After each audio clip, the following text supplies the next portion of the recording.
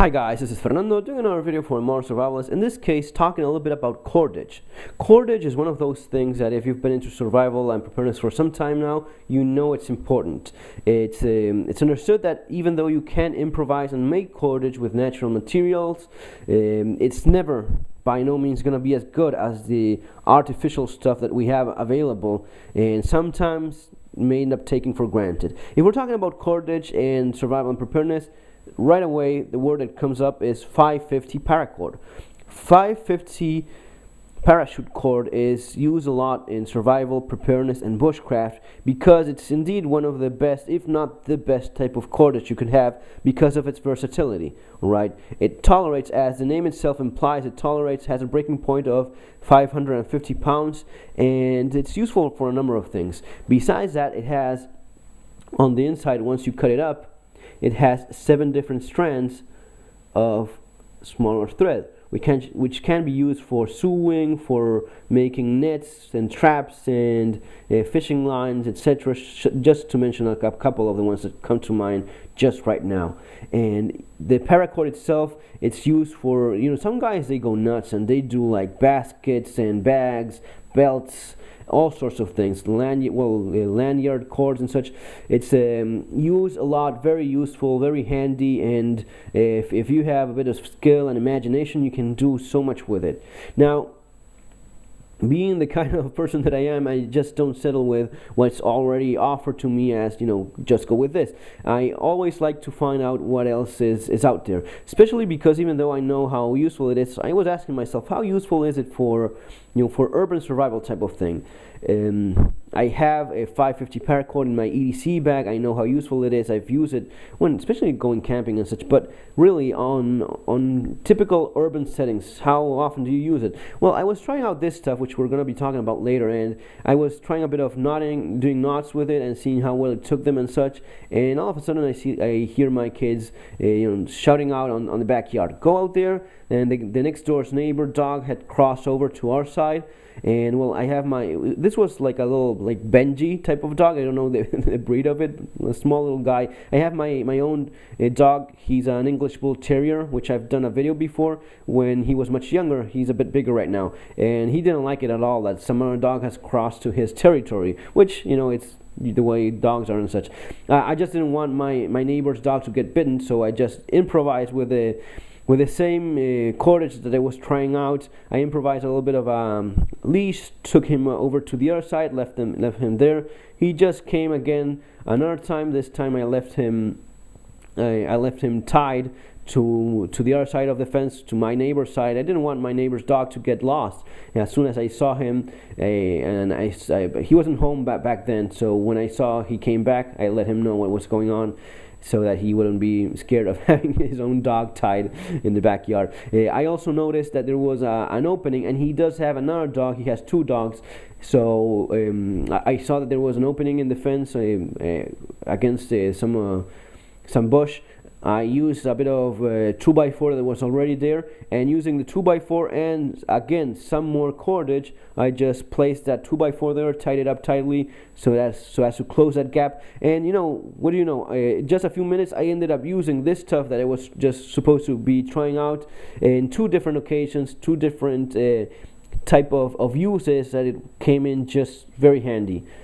One of the things that I noticed also is that, especially since I have with me a lighter with a bit of duct tape around, I end up using many times duct tape in situations where otherwise I would have used cordage. So it is, you just notice that it is handy. It is handy in one form or another. Of course, better cordage by far than just duct tape is proper cords and rope, but I was willing to try out something. My problem was that I wanted something that was compact and small enough so as to have in my pockets for EDC, for everyday carry basis, right? Just see if I would carry it with me for some time, and if it ended up working, implement and include it in my setup, so as to have it with me at all times, every single day. Now, with 550 paracord, as you see here, it is by far the bulkiest of the ones I tried out. It is great stuff, but it is kind of bulky. So I got busy, saw what's out there being offered in the market, and just trying things out, seeing what's available. One of the first, and guys, this is all 7 meters, just a bit over 7 yards, 7 meters of cordage. All right, so as to, well, not this one, this is 4 or 5, so as to have an idea of how bulky one and another are. Right, clearly 550, great stuff. In my case, just a bit too bulky to have in the pocket all day long. Let's start with the smallest one. This is thread, nylon thread. This is made in Northern Ireland, and it's a high quality nylon thread. It's 10-3 nylon. The way they measure this nylon is by, oh sorry, not this one, this is some other stuff, not the one I was referring to. This is the one that's made in Northern Ireland. This is made in China, and you immediately see the difference of quality. And as soon as you start testing it as well, you just see much more clearer. So this would be the 7 meters of each one. This one is made in Northern Ireland. It's bonded nylon, and it's used mostly for leather work. It's the thickest one that I found, the thickest type of nylon thread that I found. It's great stuff, and quality does make a difference.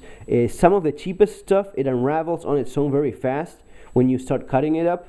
For example, using my little mini champ here, when you do this, when you cut the end, it unravels. The 3 strands that is composed this particular thread, they unravel on their own. Good stuff like this thread right here don't have that problem. This is, of course, the smallest one that I've tested, and it takes up to 30 pounds of weight in terms of breaking point. It is a good amount of strength. 30 pounds for something this small, invisible in your pocket, unnoticeable. It is still pretty neat. The problem is that since it's just 0.2 millimeters thick, very thin, it is both an advantage in terms of bulk, disadvantage when you start doing knots. Right, so that's the problem. Then I tried out this other stuff. This is also nylon, 100% nylon, braided nylon, 1.3 millimeters thick. This takes up to 60 pounds of weight.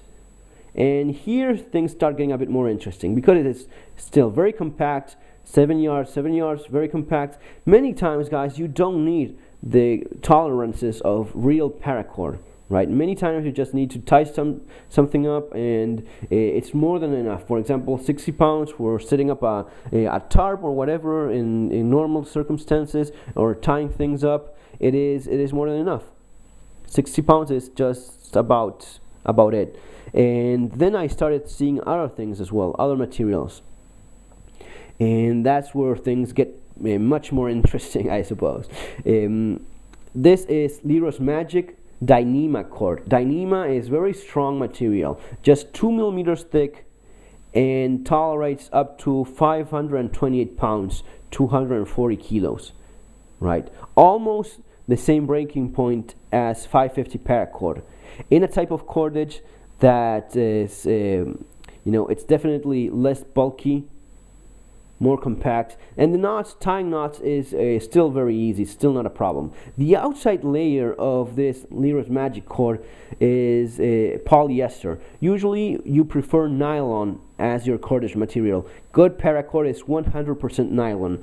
Nylon is very strong, and it also tolerates shock as well, very well. It is a bit more stretchy than polyester, but polyester is more resistant to abrasion, right? So if you have this cordage, just hitting and constantly rubbing against a stone or some other hard surface, and something that may have a bit of edges, it will go through nylon faster than going through polyester. So that's the purpose of this Leroy's Magic thread. It has the outside layer protecting the inside, the outside layer of polyester protecting the inside layer of Dyneema cordage. That is what's giving it its true strength. One of the best options I have, and the ones that, as you saw in one of my previous EDC videos, it's what I'm carrying these days. Not this one, which is just a bit more bulkier. This is 4 or 5 meters of Leroy's Magic Dyneema. I find this to be compact and lightweight enough so as to be in my pocket and not be a problem. This is what I've been using the last few days. Now, of course, the thing is that this isn't as cheap as some of the other options here. For example, this is very cheap. The typical nylon, this is what's mostly used for curtains. Sometimes you find it as crab lines for crab traps, for fishing in fishing stores. This is a good option because it's inexpensive, it's quite cheap, it has enough of a diameter that you can do proper knots with it, but still compact enough and cheap enough as well. In these cases it gets a bit more expensive. Same thing for Kevlar cord. This is scuba diving SMB real line Kevlar. This is just 2.5 millimeters thick and tolerates up to 180 kilograms, and I think that it's staying on the safe side, right? I think that's it's a bit more than that, but just so as to keep it on the safe side, 180 kilograms of breaking points. In this case, we have Kevlar on the inside, and we have again polyester on the outside. Polyester not being as great as nylon, what it does is provide the greater resistance to abrasion and in case of being in contact with sharp edges. I like this stuff. It's pretty hard. It's almost like wire. See how I stretch it and it still keeps straight no matter how I turn it. Very neat stuff. And it's not complicated to do knots at all. It's still flexible enough, and it's comfortable enough so as to use and do proper knotting with it and not have a problem. Also easy to unravel. A properly made knot, which I'm going to be doing a few videos on, at least basic knots. The top 5 or 10 knots you just have to know, because that's the way it is. Just keeping it simple, not 1,000 million knots or anything like that. Just a few of the basic stuff. I'm also going to be doing a video on how to wrap it up like you see here, which is in a tight little format. Finally, and trying to keep this video as short as possible so as to not bore you guys, we have what some people refer as paracord. Parachute cord became popular when it was used, I think it was World War I, using it for the parachute cords in the military.